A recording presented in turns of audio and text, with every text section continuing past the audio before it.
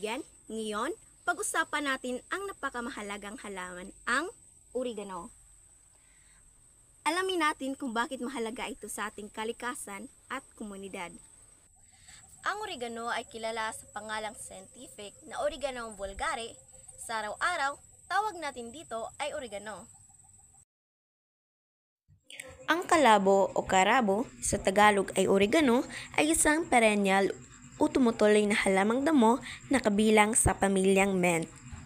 May berde at hugis oval na dahon na may mabangong amoy. Kapag namumulaklak, nagkakaroon ito ng maliliit na bulaklak na kulay purple o puti.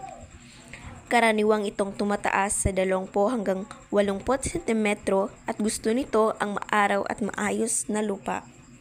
May antioxidants and antimicrobial properties ito, kaya ginagamit ito sa tradisyong medisina para makatulong sa pag-alis ng ubo, sipon, at pagpapalakas ng immune system.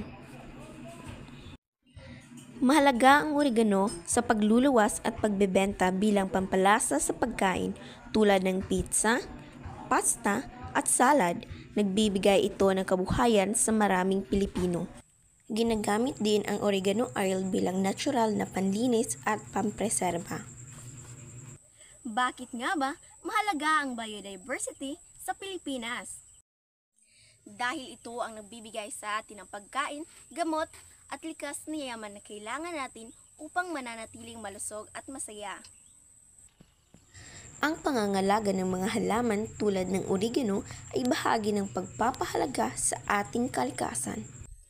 Maraming salamat sa panonood. Sana may natutunan kayo sa oregano at kung gaano kahalaga ang biodiversity sa Pilipinas. Huwag kalimutan na pangalagaan ang kalikasan para sa mas magandang kinabukasan.